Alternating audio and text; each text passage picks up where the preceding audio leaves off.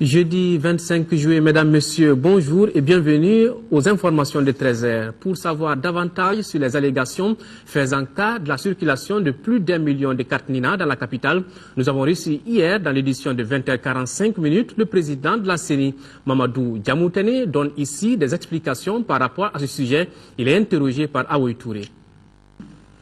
Nous avons à la CENI reçu beaucoup de correspondances émanant des partis politiques et des candidats en rapport avec cette question de circulation de cartes Nina non personnalisées. Nous avons donné les détails de ces cartes.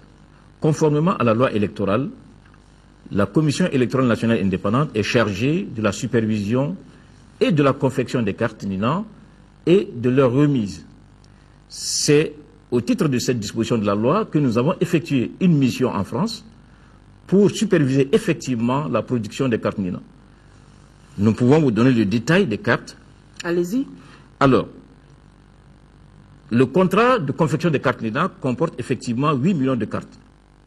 Mais il a été personnalisé 6 877 449 cartes. Donc la différence, c'est 1 122 551 cartes. Il y a eu 3 envois de ces cartes au Mali. Le premier envoi, c'était le 11 juin 2013. Il y a eu 963 405 cartes. Le second envoi, c'était le 17 juin 2013. 2 872 699 cartes. Le troisième et le dernier envoi, c'était le 25 juin 2013. 3 41 329 cartes. Si on totalise cela, on obtient 6 877 433. Donc, il y a eu 16 cartes en moins. Il était prévu de personnaliser 6 877 449, mais il y a eu 16 cartes en moins pour des raisons techniques. Alors, du retour de cette mission, nous avons posé le problème du surplus des cartes. Nous avons eu le 17 juin 2013 une réunion tripartite, ministère de l'administration territoriale, délégation générale aux élections et la CENI, à propos de la gestion de 1 million de la différence des cartes non personnalisées. Nous avons décidé ce jour-là de laisser les cartes non personnalisées à l'usine. C'est plus précisément à Lyon, en France. Pourquoi? Parce que la personnalisation des cartes s'est faite en France.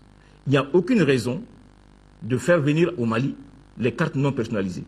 Si bien que, pour la CENI, il n'est pas question aujourd'hui de dire qu'il existe des cartes non personnalisées en circulation à Bamako.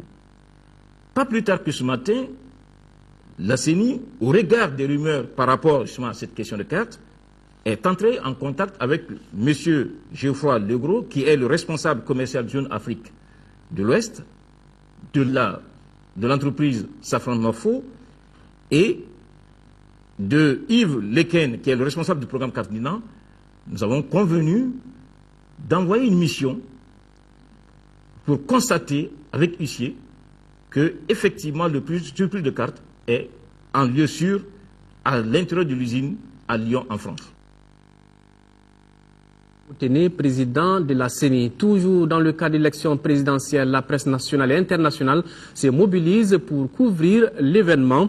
Hier, le ministre de la Communication, porte-parole du gouvernement, a rencontré les journalistes pour échanger avec eux de certaines dispositions pratiques. Manga Dambélé a saisi cette opportunité pour inviter l'ensemble des médias d'ici et d'ailleurs à plus de responsabilités. Reportage Ibrahima Traoré.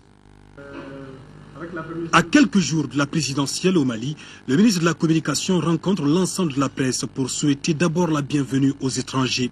À ce jour, une 50aine d'organes internationaux sont accrédités ici au Mali.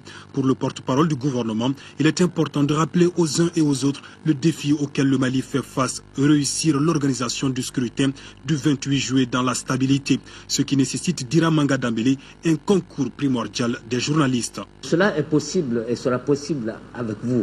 Parce que nous savons nous-mêmes quel est notre rôle, sinon quelles sont nos missions, pour qu'un rendez-vous du genre soit réussi. Inutile de vous rappeler que lorsque nous ne sommes pas professionnels dans ce que nous faisons, au lieu d'être la solution, nous allons être le problème. Mais je dis, nous ne serons pas le problème. Moi, je tenais à vous rencontrer pour vous dire bonjour et vous souhaiter beaucoup de courage parce que ce n'est pas facile ce que nous faisons. Au total, 6 877 449 électeurs potentiels sont appelés dimanche aux urnes. Ils doivent voter dans 25 000 bureaux, dont 2163 à Bamako. 85% des cartes NINA sont déjà retirées, selon le ministère de l'administration territoriale. Le ministre de la Communication a insisté sur le sens de responsabilité des uns et des autres. Le Mali, dit-il, sort progressivement d'une crise et a plus besoin d'apaisement. Il invite les médias nationaux et internationaux à éviter les tendances dans le traitement de l'information, surtout pendant ce temps de rappeler aux uns et aux autres le défi auquel le Mali fait. Pour des élections paisibles et crédibles dans notre pays, l'Alliance des femmes et jeunes pour le développement et le progrès a réuni les femmes musulmanes et chrétiennes pour une prière collective. Les détails, c'est avec Khadiatou Kone. Le retour de la paix, de l'unité, de la cohésion et la bonne tenue de l'élection présidentielle, c'est l'objectif visé par l'Alliance des femmes et jeunes pour le développement et le progrès, AFJDP. Elle a voulu par cette rencontre, en ce mois béni de Ramadan, réunir toutes les religieuses pour prier en faveur de notre pays. Nous avons organisé cette rencontre ce matin pour que toutes les femmes du Mali puissent s'unir en une seule personne pour faire des bénédictions pour le pays, afin que la crise post-électorale puisse être évitée d'une part, que Dieu puisse nous donner une bonne pluviométrie et enfin nous montrer une bonne fin du mois de Ramadan. Pour montrer la laïcité et l'unité de notre pays, les femmes musulmanes et chrétiennes ont prié ensemble pour atteindre le même objectif qui est la paix. Je lance un appel pour que nos sœurs chrétiennes, les protestantes, les catholiques, qu'on soit ensemble pour quand même sortir, prier pour faire sortir le Mali de cette crise. Nous voulons leur dire que nous soyons toujours ensemble afin d'œuvrer pour un Mali uni et prospère. Les femmes protestantes en deuil suite au décès d'un responsable de l'église de Gao n'ont pas pu prendre part à cette rencontre. Sur un tout autre registre, à Kolokani, World Vision, en partenariat avec les services techniques de l'assainissement, vient de procéder à la certification de 4 villages du cercle. Ces localités s'engagent désormais à adopter des comportements allant dans le sens de l'hygiène et de l'assainissement. La cérémonie a été marquée par quelques visites d'ouvrages. Le point, c'est avec Koumba Sissé.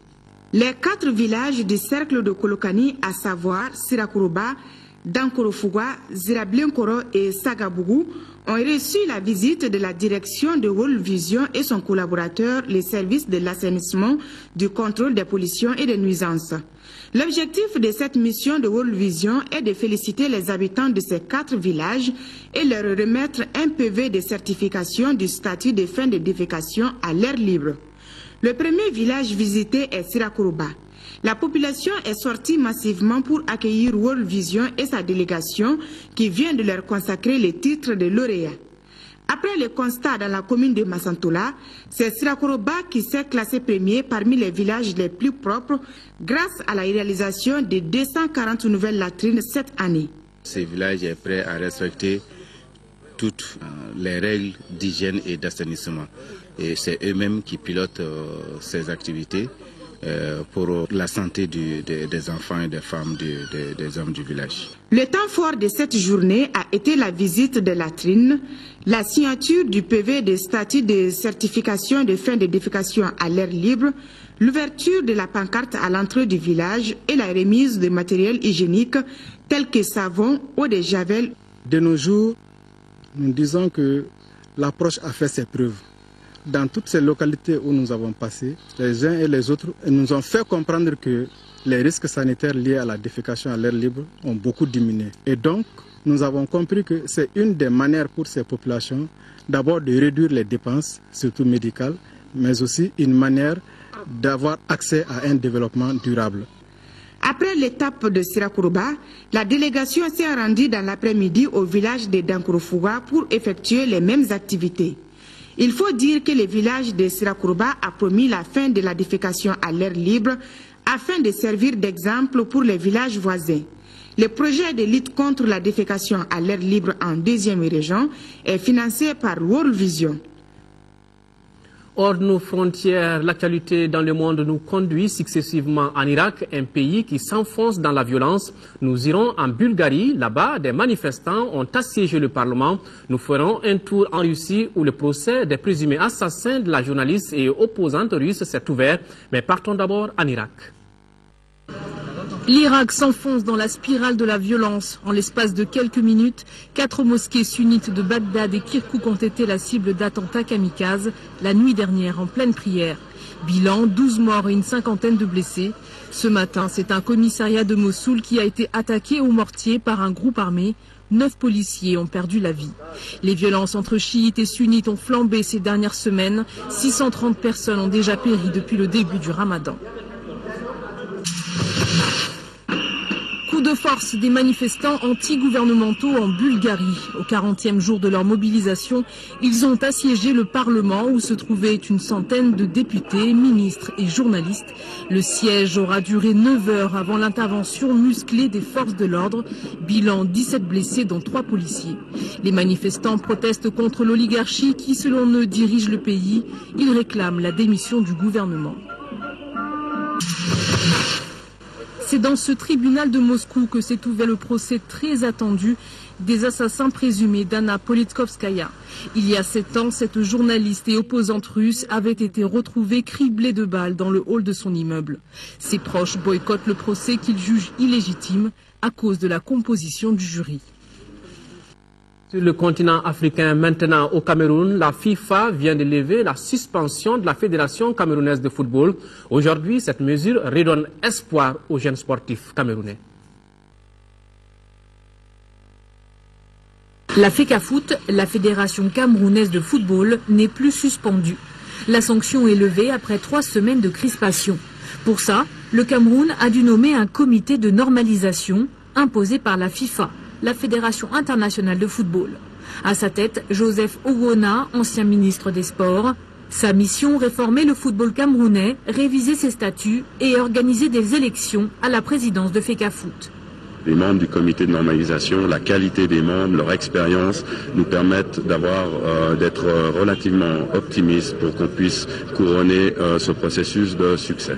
La FIFA veut faire le ménage à la tête de la FECAFOOT. Il faut dire qu'en juin, elle avait salué la réélection comme président d'Iya Mohamed, pourtant écroué pour malversation financière.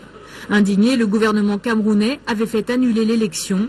Ingérence politique inacceptable pour la FIFA qui avait alors suspendu la FECAFOOT. Interdiction depuis de participer à la moindre compétition. Aujourd'hui, la levée des sanctions redonne espoir aux jeunes footballeurs camerounais. Nous avons été menacés par la suspension du Cameroun, notre pays, car nous, les jeunes joueurs, avec cette suspension, on ne pouvait pas évoluer dans les clubs étrangers. Nous étions condamnés à rester dans notre pays.